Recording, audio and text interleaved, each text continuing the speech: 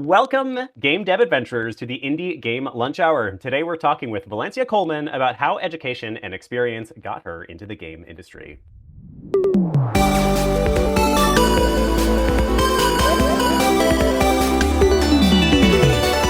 The Indie Game Lunch Hour. All right, come one, come all to the Indie Game Lunch Hour, the best dang game dev podcast on the planet. As always, I am your host here, Willem Delventhal, the headmaster at the Indie Game Academy, and you're here in our live magical podcast where we give game developers the chance to hear stories of breaking in from industry experts, as well as directly ask them questions about their areas of expertise in the second half of each episode. Today, I am joined by none other than Valencia Coleman, who is actually one of our ex-students and now totally kicking butt in the industry, and she is here to talk about how education and experience got her into the game industry. Valencia is currently a gameplay engineer at Owlchemy Labs and actually also works with the IGDA Foundation. It is such a pleasure to have you back on the show, at least for the second time, I think, yeah, Valencia. This is actually, I think I've helped another show, but this is like the first time I've actually been officially a podcast guest. I've been on the show. So yeah. Shoot. I thought you were actually on another time. Well, welcome then for your debut appearance. Awesome. Well, good to have you on the show, Valencia. How are you doing today? What are you having for lunch? I'm doing well. What I'm having for lunch is just some pasta. So that's been good. So it's been delicious. And just between work and pasta and all the things I do. I'm just here between work and pasta. You know how it is. What kind of pasta is it? It's like a ravioli with sausage and like chicken and pesto sauce, and it is so delicious. Wait, okay, that's like much more advanced than a typical pasta. I've been doing a bunch of the chickpea pasta to get a little protein in the diet. I'm veggie, so I don't have the benefit of putting meat in there for a little protein. I actually haven't had chickpeas yet. I need to try it. It's fine. it's fine. It's not actually bad or anything. Awesome. Well, welcome to the show, Valencia. It's a pleasure to have you back.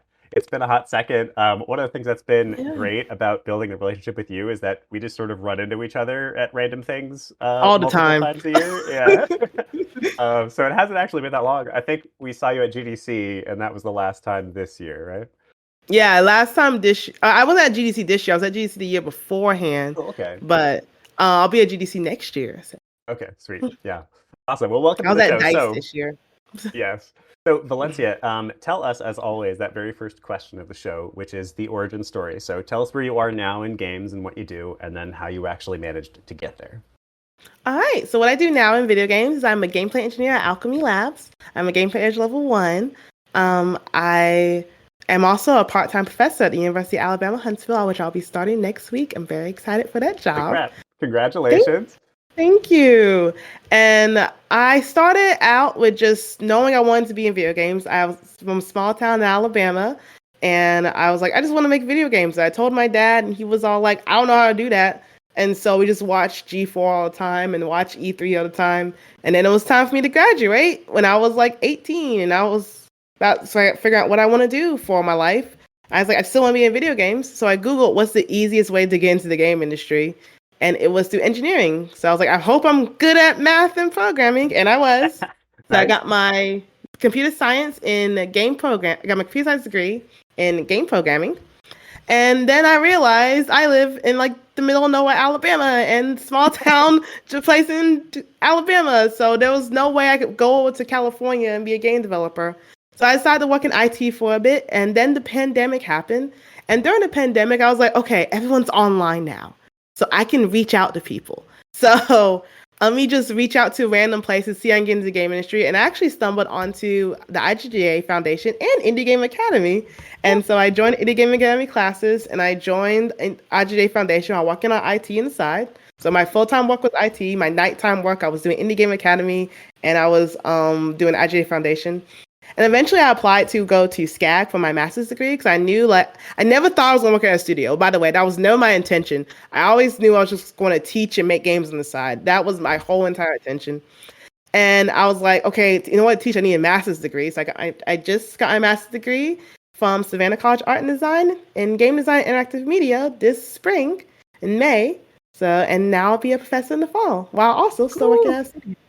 Nice, congratulations. Big like round of Fs in the chat and celebratory gifs and or emojis. That's a huge deal. I love I've now been doing IGA long enough that I'm starting to see people like you, which is like such a pleasure. People who got to start and now are actually deeply in the game industry during my time with them. So it's a pleasure. Well done, Valencia. You have always been somebody who has kicked butt and worked really hard.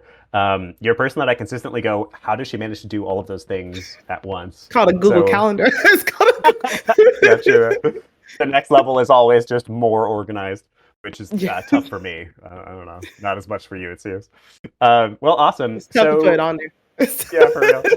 So tell us, I guess, a bit about maybe the intention of teaching. Why don't we talk about that for a second? Because I think Yeah. that's something that is a little bit unusual. Most people are like, I want to work in a studio. That's the goal. I want to work in games. So why was it that you were like, actually, I want to teach? So actually, learning how to teach came with me learning computer science.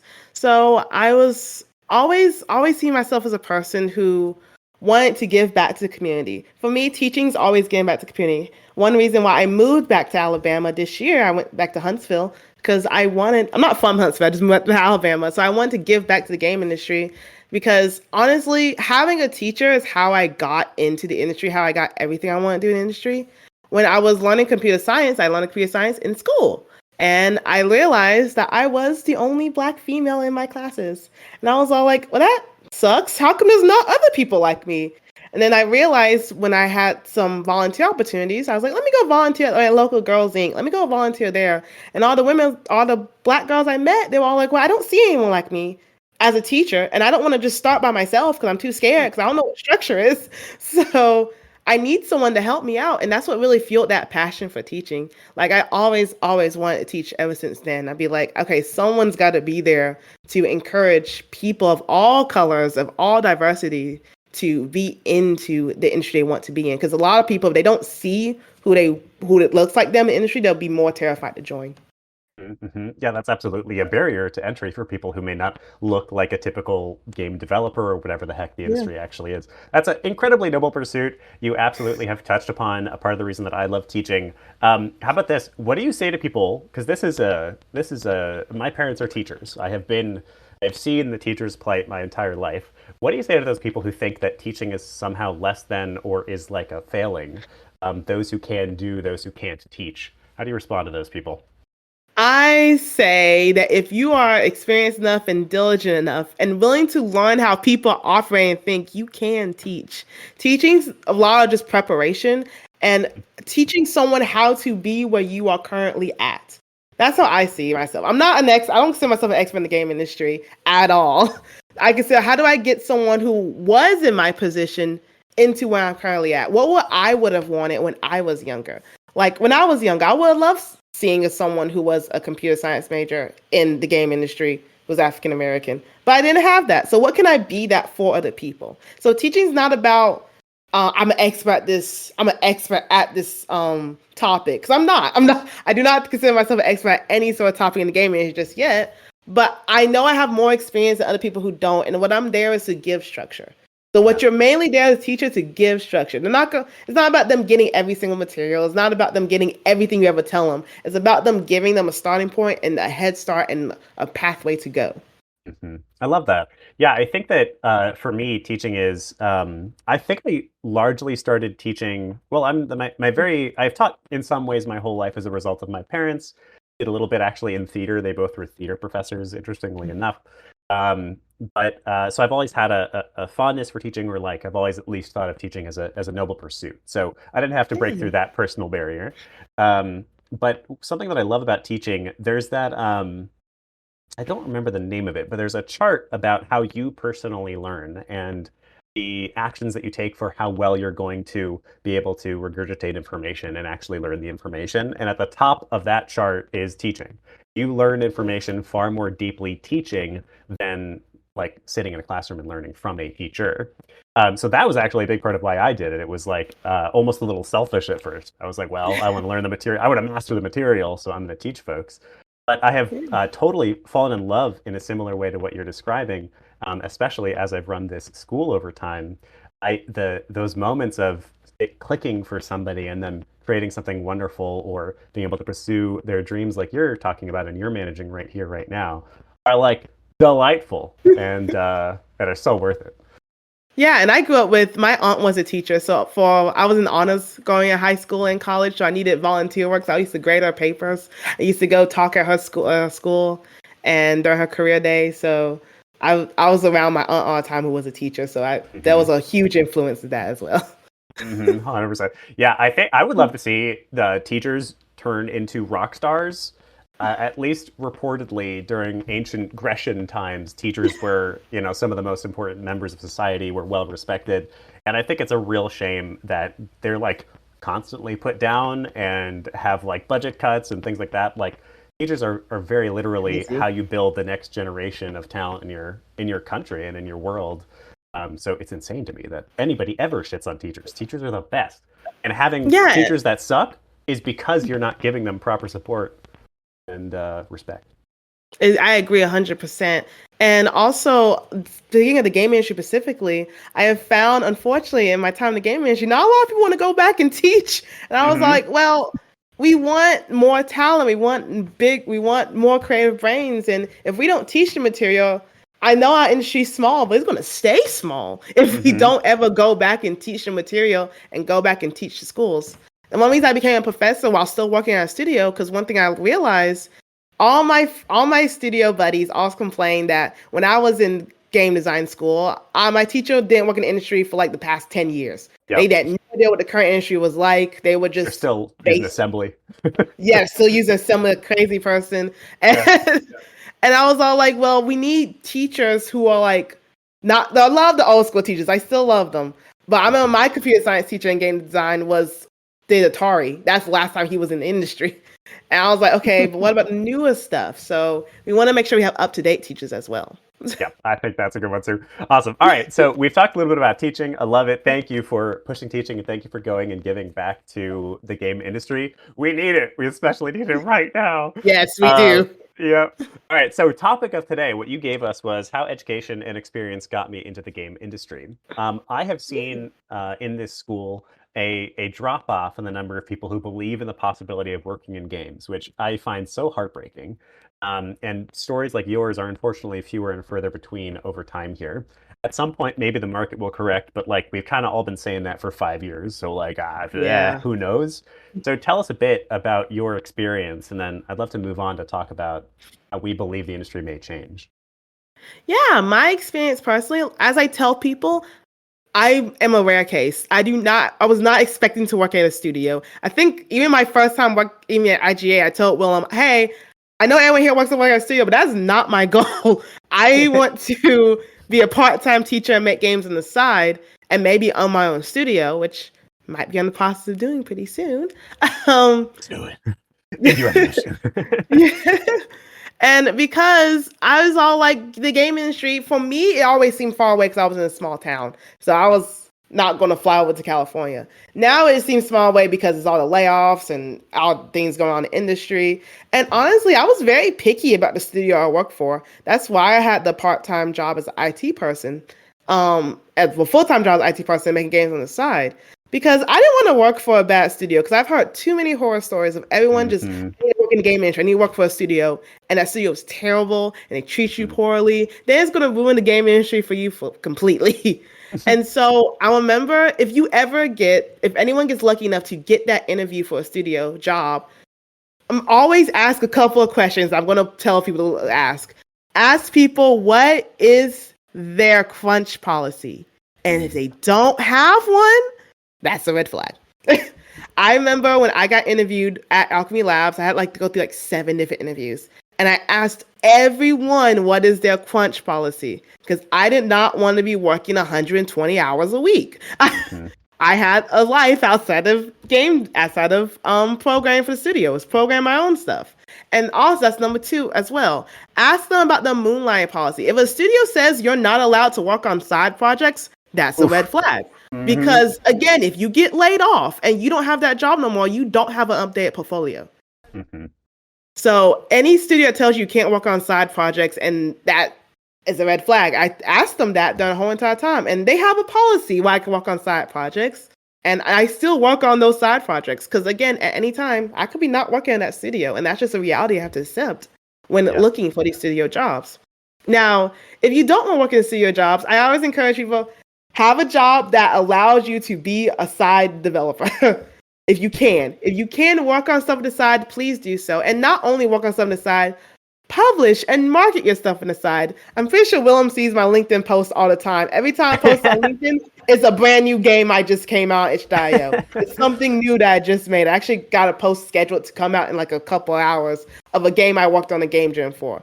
Always put yourself out there, because a lot of times I have had people come to me because of how much I put out there when I was still at the Indie Game Academy, not working at a studio, but just posting on LinkedIn, posting on Blue Sky, posting on, at the time it was Twitter, now I use Blue Sky, and just posting everywhere I could, because that way people still saw my face. And of course, my original post only had like 1 view, of course, but now they get like at least 100 sometimes, or sometimes even more than that, because I was just consistent with it. It's all I needed was one person to see it. Yep. Yeah, I love that. The act of, so I like that you are, this experience is one that basically everybody who's worked professionally in games has had before. I got through the first round of interviews at Riot at one point and was really excited about it. I really respect Riot. I think they're very cool people. But one of the things that I wound up getting rejected in the second round, and I asked the recruiter, and he was nice enough, air quotes, because they never actually give you feedback. He was nice enough to give me feedback, and he told me that because I was working on the school, IGA, he felt that it was unlikely that any professional studio would take me, which was just like heartbreaking. And at the time, I got quite mad about it. I was like, what the hell? Like, this is like something that I do as a passion project. And in my mind, if somebody came to me looking for work and they had something like IGA or, you know, a side hobby, side project, I really respect that. It shows that you've got grit, and it also has a sort of like mutual growth potential. You're learning on the side project, and you can bring those learnings to my company. And I was really put off by that. And then pretty quickly, I found another job that they thought it was awesome. And that's been a thing since then. Every job I've worked has been like, oh yeah, that's great. And a few of them have had me like sign some paperwork that I'm not going to compete with them if they're like actually nervous. That's what I have to do as well. Yeah, right. Which is like, that's reasonable. You know, that's fine. That's reasonable. Yeah. But it's tough though. This is, I think, the more realistic side of it. So it's easy for us to say, for me and you, Valencia, to say, well, if somebody tells you that their crunch policy is that you should sacrifice your work-life balance to crunch real hard, it's easy for me and you to say, let's not take that job. But for somebody who's desperately craving for their first job in games, it's so much harder to have that level of self-respect and to know that if you turn down a role, probably not another one is coming for maybe years. So for that person who's like, I feel like I have to take anything I can get, what's your message for them? How do you respond to that? How do I respond to that? Because I understand that feeling, because that's how I felt when before I worked at Owlchemy Labs, I was applying for a Bungie, and didn't get the Bungie job, which in hindsight, dodged a bullet completely. And I was like, okay, cool. And I didn't get the Bungie job. I was really sad, so I applied to Owlchemy Labs. But as I was thinking about that, I was like, okay, let me just get a software job I like. Let me just get something I like doing, because I understand the desperation to be in the game industry, but you can still be in the game industry without a technical professional job working in it. I consider anyone who's making game jams, anyone who's posting stuff at itch.io, anyone who's doing contract work on the side, anyone who's working with side projects and posting things, that's still part of the industry. And you want a studio who will respect that. So it's really hard it's really, really hard. It's called a lot of reflection. And also, I say if it's really that hard for you, have a network of people. IGA is a network, it's a community. Your community is there to back you up. IGA is one of my communities. IGA Foundation is one of my communities. Black in Gaming is one of my communities. And sometimes you need your community to support you, and just tell them like, hey, I really feel like I really desperately want to be in the industry. And then you have other people who are in industry or deal in industry can tell you the same thing I'm telling you. Be like, yes, let's work on side projects and make sure you get into the right studio, because some studios kind of abuse that desperation you have. Yes. And I'm not trying to say names, but they do. They know that there are people like you who are desperate, so they're like, cool, I'll crunch you for 120 hours, and you're not going to complain because you're desperate for this job.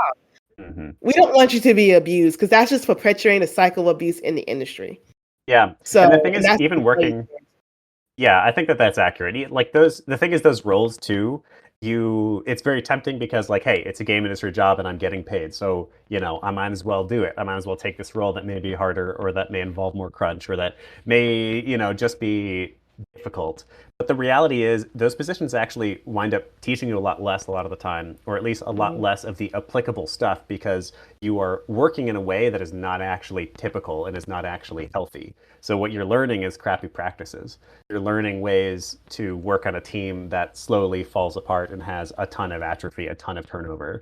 And that's like valuable, maybe, but a lot of the time you're going to get a better experience and your life is going to be way better and you'll probably be paid better if you work outside of games and build games on the side and insist on those side projects. Yeah, I feel one thing I learned, I'm not sure that stat's still accurate, but people who go that route, they only last 5 years in the game industry. Then they Mm. leave. That's why a lot of people's life in the creating games is only 5 years. They've been through a terrible studio, they were Hmm. tired of it, they got burnt out, and then they get a whole game industry career ended at 5 years Wow, yeah. because of what they dealt with. Yeah. So Yeah. I'm So is telling you, that worth it?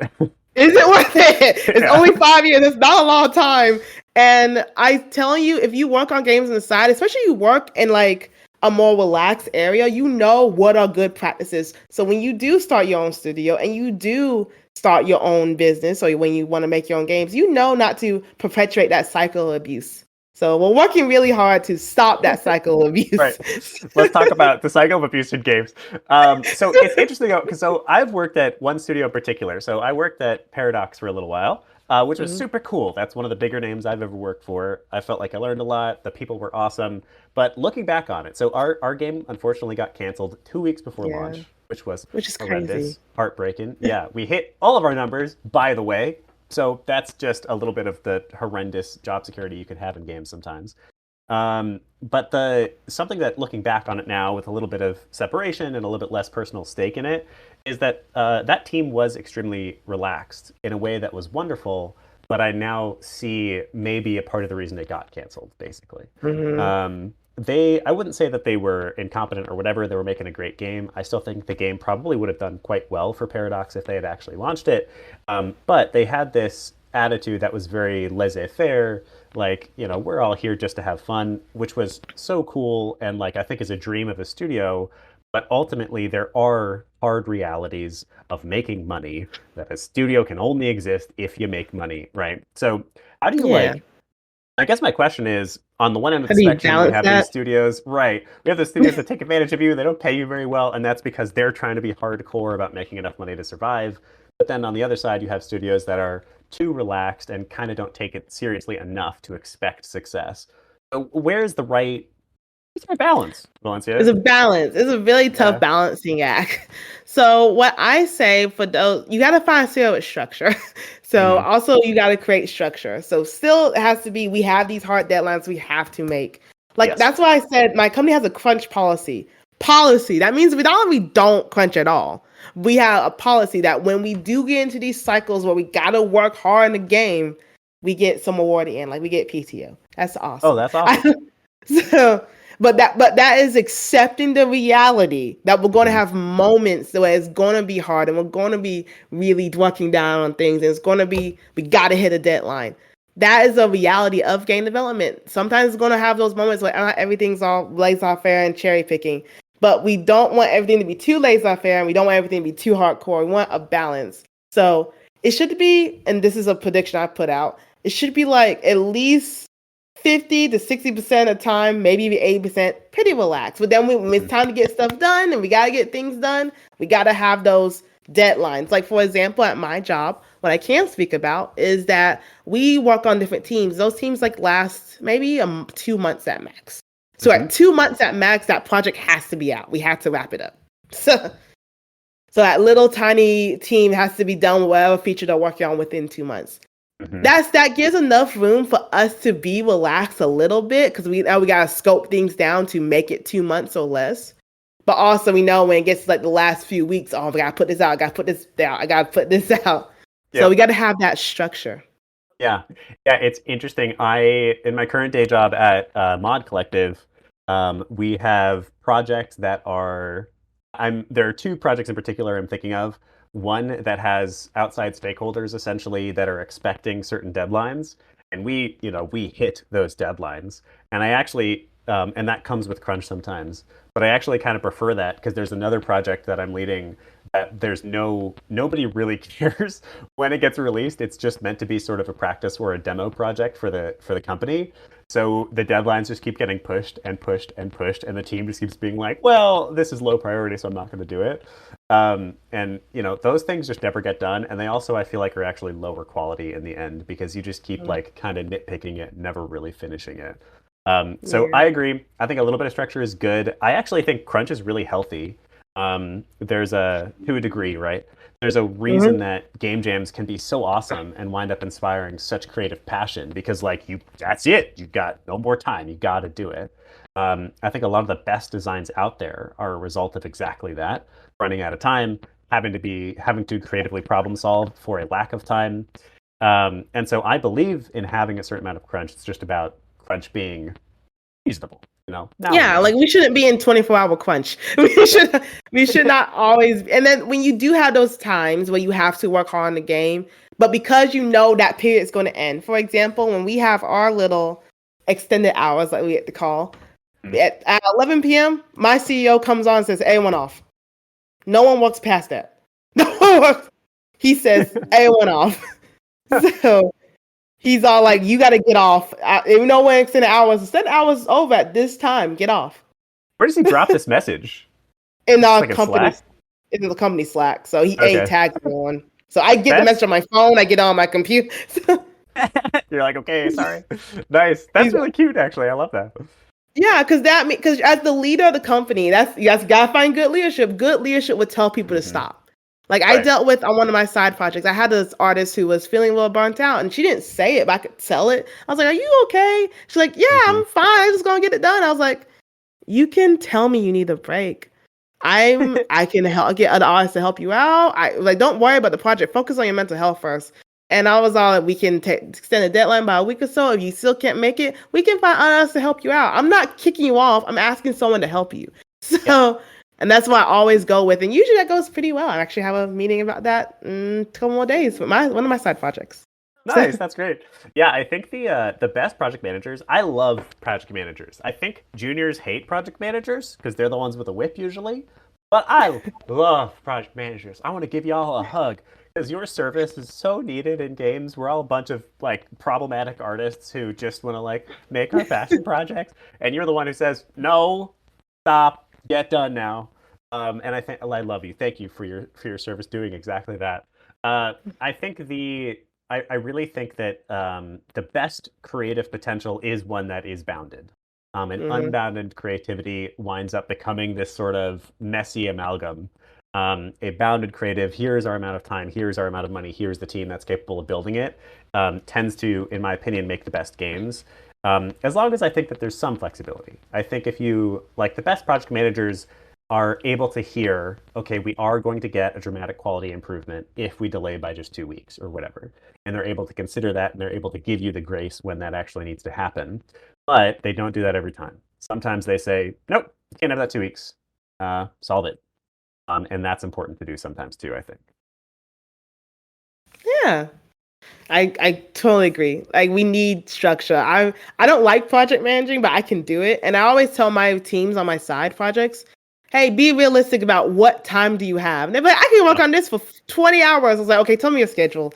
They yeah, tell you're me the like, schedule. I'm like, you're lying. okay, you're lying. Yeah, You can't work on this for 20 hours. right. I'm not gonna be able to work on this for 20 hours Yeah. because we both have stuff on the side. What can you Hmm. realistically do? Like they tell me a task they want to do, and I go in and cut it in half. I mean, like Hmm. this is what I want you to get done. They're Yeah. like, but I can do more. I was like, if you do more, great. But if you can't do more, you only need to get half of it done anyway. One of your skills for everybody here who may be on the more junior side of things, one of the best skills you'll ever learn is the ability to cut and then be excited about the cuts. Because man, when Yes. you cut something and then everything else gets a little bit more time and you got a little bit more breathing room, oh, it's the greatest feeling in the world, man. All right, let's get some community questions. I've held you for long enough, Valencia. All right. Joker of Aces has your first one. If you are not allowed to answer this, please let us know. This is about Mm. Owlchemy. So, what brought Owlchemy Labs to the idea of making a game about having a job? Do you feel that Job Simulator might be what inspired the rapid growth of job sims? I actually don't know. I'm not sure I can answer that, but we do have a GDC talk about it that I can link to you. So our CEO did do a GDC talk about Job Simulator way back when it was first coming out. So, Mm-hmm. but I can say it did popularize VR games. Like I know Alchemy Labs is well known for its VR games all the time. So I'm not sure the exact thing of Job Simulator because I came on, we did Dimensional Double Shift. Mm-hmm. So but we do have a lot of GDC talks about it, so you should definitely check out Alchemy Lab GDC talks. Okay, can you? I'll go look it up actually. Yeah, I'll send you a link. Perfect. We got our second question from Rick. Rick, you want to ask the second question? Hey, Valencia. Hi. Good to see you again. I'm glad to see you've found some success in the industry. Yeah. Well, kind of made my own way. Like I said, never expect to work in a studio. Do not. I kind of downplay how much I work at a studio because really, I never expected it. Yeah. So my question is regarding the crunch. So you said that your studio tries to be mindful about crunch and then make sure that you guys are compensated in some way to allow yourselves to recover. Can you describe a moment when crunch is triggered with your company? I can give you a slight moment that I can, try to keep as vague as possible. That we was come out with a new pack, new DLC coming out, and we was like, oh my god, this DLC is coming out, and it was a hard time in the company, extremely hard time in the company, and we just had to get on these different periods and had to work really hard, and it was really unexpected. We got compensated for it, but it was very unexpected. But now, since working on this new thing in our game, we have changed our methods. We had a whole entire retro. And that's another thing that our company does that I do with my side projects where we have retros. So we have retros where we go in and we talked about, okay, what went great and what went poorly and what was okay. And everyone said that one of the retros, wow, that was terrible. The sudden having to do something suddenly. And they're like, okay, let's change that so we don't have to do that again. And we have not done that again. So it's always reflecting on when that happened. It was a lot more stressful than I expected. I was stressed out because it was during my thesis and I was doing a lot of stuff at work. And I told them that I was just honest with each other because one thing my company does, and I do in my side projects, we try to cultivate trust with each other. And that's why you have those little lax, laissez-faire things so you can cultivate that trust. So you feel comfortable enough to say, that was awful experience. That feels terrible when you have those retros because it's important to have retros so we don't continue the same bad practices. So What are good that ways happened, but we had retros to stop them. What are good ways with those retros to tactfully convey that somebody did something that needs to be changed in a way that actually is productive but still spares their feelings? So you can say I'm not good at sparing people's feelings. To be honest, I'm very a bunch of blunt person. Expect thick skin. I will always. One thing I always say when I was dealing with it, and this may not have spelt their feelings, I was all like, that was a lot of stress. That was a lot on me. I felt burnt out. I felt like I don't want to keep working on it. And this is how I felt about it because it was so much work at once and I didn't see it coming. So is there a way we can still do that amount of work? I'm not saying do less work, but can we do it in a way where we see stuff coming? Right. So communication. I think that's one good that communication. Yeah, that's one that can be really tricky, though. I think this is a story I've told on the podcast before, but not for a hot second. I had a student at one point, Gwen, who we love, is one of our original students here, who came up to me. Gwen's awesome. Who came up to me at one point, and they said, like, Willem, I appreciate so much that you're always so positive and give me like encouragement and help me through the tough times, but I really need you to give me honest feedback now. I need to know if I fucked up. And I think that was a big moment for me because at first I had decided that IGA was all about giving blanket support. We're here to give you a pat on the back. We're here to tell you can do it because there's too many people out there and too many places out there where you feel like you can't.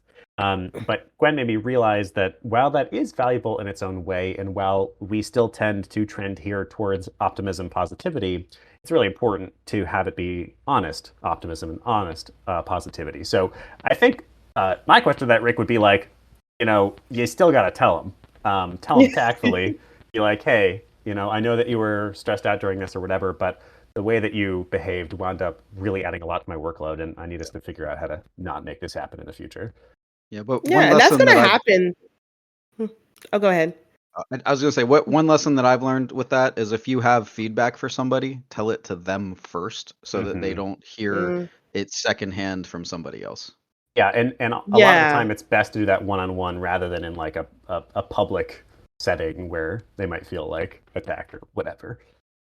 Yeah, it's always best to get feedback one-on-one. So that way you're just talking to the person. Williams gave me feedback before. And that's where you build that good relationship. And it's not going to falter because you know they're saying it from a good place.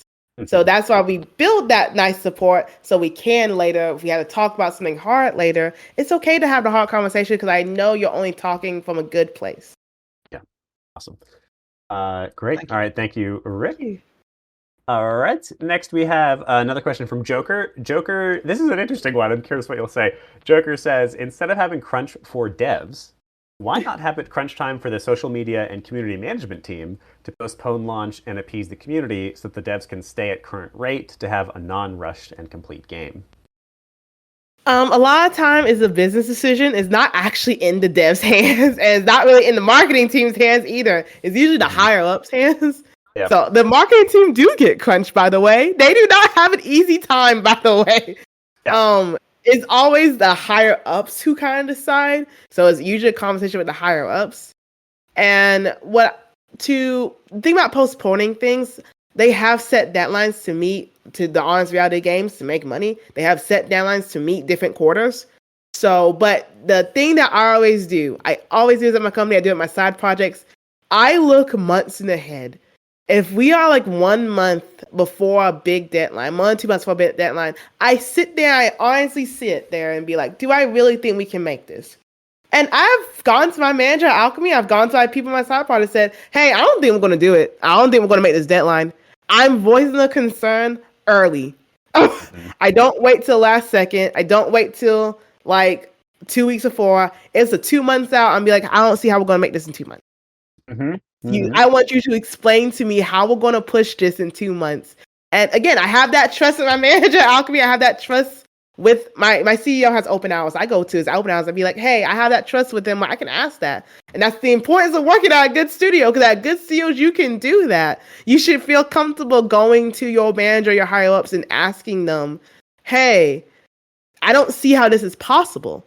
And that's like we said earlier, that's the importance of working at a good studio, because you can do that and you can make change because you can bring it to their attention. Because those higher ups, sometimes they don't see what we're doing at the dev side. They don't always see it. So sometimes when you have a good company, you have that good relationship, you can go up to them and be like, I have a good relationship with you and I want things to do well. And I just don't see how this, like I just saw someone said roadmap. I don't see how this is going to work. And we do have a roadmap as well. So ask for a roadmap. And most times they're a good producer, a good higher up, they'll give you that roadmap. What is it? Vote map? Vote map? Oh, roadmap. Roadmap. Roadmap. My bad. Got you. Yeah. I think it's really wonderful that you've built that relationship with your managers. I will say, so as somebody who's worked on both sides of the spectrum, as the air quotes executive, as somebody who's a higher up, and who is somehow managing money and has worked on the dev team, it's really easy as the dev team to look at those higher ups as just like straight up evil or greedy or something. Like it's easy for me to be like, Paradox canceled my projects, those idiots, they're evil, this is the problem with AAAs. It's easy to say that, and there's a ton of that rhetoric online, and some of that rhetoric is totally true. It's people holding on to too much money and being kind of greedy. But honestly, a lot of it is just like, holy shit, we're running out of money and there's no way we can do this anymore. We have to release now, or unfortunately, sometimes we have to cancel projects or we have to do layoffs. That is not me saying that all layoffs are good and that companies should get an easy pass for doing layoffs and then rehiring and some of the evil practices we've seen in the past couple of years. But I will say that like a lot of those executives are not nefarious, they're not greedy, they're just like, holy crap, I've run out of all money and now I need this game to be done and get it out. And at those times, you might have an engineer come to you and say, "There's no way I can get this done in a month." And then it's about flexible problem solving. Mostly, basically, anytime if you can't hit the deadline, it's either what can we cut or how can we extend the deadline. Those are your two decisions. Yeah, I remember one thing that I was always taught when I was at Xbox Game Camp. They always say crunch and all those bad things we see in the game industry is a leadership issue. It's usually a leadership issue. They didn't foster a community environment. They didn't foster the type of environment where people could trust each other and just be honest with each other. They didn't foster that, or they mismanaged something. I remember talking like, okay, because when the layoffs were happening, our studio was concerned. We asked our higher ups, and they a lot of times say it's a leadership issue. Most, like 99% of the time, it boils down to leadership because they didn't foster the environment, or they didn't communicate well, or something got mishandled. I think a practice that I've started doing on my design teams that's super simple, that I can't believe I haven't done before. So I have, in past jobs, I've done regular play testing. So every 2 weeks or so, we'll do an external play test where we'll bring in external players, we'll see what they think, and we'll iterate from there. Something I haven't done before, that I'm amazed I haven't done before, is I schedule regular, generally actually weekly, internal play tests. So just me and the team. And there's a couple things I like about that. One is way less stress because you're not trying to find people to come play and you're not handling people. It's just like, hey guys, come pile in. We're gonna play the game for 1 hour. And then what I really like about it is that it's a regular touch point for people to get their work done for. So they're like, oh, I got to get my shit done because on Monday I know I'm showing it off. It's a regular place for us to celebrate your work. Oh man, look at how cool, Chris added this cool curtain effect. It's so awesome. And then the third big thing, and this applies to what we're talking about here, is it's really obvious where there's no way you're going to hit your deadline. You're playing the game and you go, okay, cool, so how much is left? And they label 5 things and you have 2 weeks left and you're like, okay, so either we're cutting or we're not making the deadline. I love that. It's stupid simple. I can't believe I haven't had a team that's done it before. I think I will do this with every one of my design teams from here on out. Nice and simple. Regular internal play tests. I like it every single week, actually. Just give them an hour to sit down and play the game together. Yeah, that's what we start doing. We actually do the same thing at my studio. Nice. We do the exact same thing every time I'm on the team. Like, okay, what's our playtest schedule? Because I want to know. Because also it gives that deadline. Oh, I got a playtest. Oh, I got to prototype it. I got to have this out for everyone to see. Oh crap! It makes people want to get towards that deadline. And it makes it real obvious if you're not getting your work done. Yes. It makes it super obvious. Yeah, without having to call individuals out, which is nice. And generally, that kind of a regular playtest also keeps people personally accountable. So it actually feels like there's less having to call people out because it's pretty obvious if their work isn't done, so they feel compelled to get it done. Yeah. And you don't have to go, crack the whip. Awesome. All right, so we are coming to the end of the episode. Wow. We always like to do 2 things here, Valencia. The first thing is to assign a little bit of homework. So I'm curious if you have a homework assignment for us to practice in the next week or 2. It'll take about an hour to practice what we talked about here today. All right. We really talked about education and experience today. So my little homework for anyone to do is GDC YouTube videos are great resources, amazing resources. So choose a GDC video about something you're really passionate about. And then I want you to take that video and summarize it. So this is a passing teaching and say it to someone who knows nothing about the game industry. So I want you to take that video, choose a video you think you can summarize and tell someone who knows nothing about games. So my thing I always do is if I can tell my design ideas to my mom or my aunt, not to my dad because he plays too many games, to someone who plays nothing about video games, and I know I can teach. I know I can show off my skills. And that helps break down that barrier. I can't really teach people because we all have some experience that we can show someone else. We are all capable of being teachers and bringing that experience to other people. I love that. That's a nice, easy one. All right, so go find yourself an awesome GDC video on YouTube, give it a watch, and summarize it, and then tell somebody who doesn't play games. I would love to see it personally on LinkedIn as well. Write up the summary for us. You can post it to LinkedIn, then you can tag us, Valencia Coleman, Indie Game Academy, Willem Delventhal. We will all give you a nice little virtual hug and tell you good job if you post it for us. All right, Valencia, before we say goodbye, is there anything you would like to plug or any last words of wisdom you'd like to give us? Any last words of wisdom I like to give people is you do not have to work at a studio to be in the game industry. You can have a community, you can have a network. Anyone who's working on a game right now, period, whether it's free, whether it's paid, I consider you part of the game industry. because hopefully you'll find someone who appreciates that you'll find a game industry. I know I said, oh yeah, I technically, if you want to see technically, professionally, the paid stuff didn't start coming in 2 years ago. But I do not consider myself only 2 years in the industry. I don't think Willem will consider me only 2 years in the industry. So, because I started being part of the community, and always be connected to your community. The only thing I would really want to plug is my itch.io page, VC Creative Endeavors. I just released a visual novel there called Nice. It's a horror visual novel game. I love visual novel community. And another thing I like to say is just work on games you like on the side. Choose something you like working on. I know I'm a gameplay engineer, so I probably should work on this hardcore physics stuff. I also like visual novels a lot, so I make a lot of visual novels on the side. So I choose things I like working on. That's awesome. The one of my more favorite episodes of this podcast is with Gabriel Cornish. Gabe worked with me at Paradox, and his big lesson, the whole podcast episode, was all about exactly this: keep working on games. Some of my favorite, some of the smartest people I've learned from in games throughout my career are people who do exactly that, are constantly working on side projects, are constantly releasing games. If you're not here for the joy of making games, then you're probably in the wrong industry. Say that with love. There are, every once in a while, I find people who kind of like fell into the game industry. I don't understand how that happens, but some people are just here by chance. But the vast majority of us are here because we love making games. And if you love making games, then keep making games. And absolutely, even if you are a hardcore like physics engineer, gameplay engineer, whatever, making visual novels absolutely helps.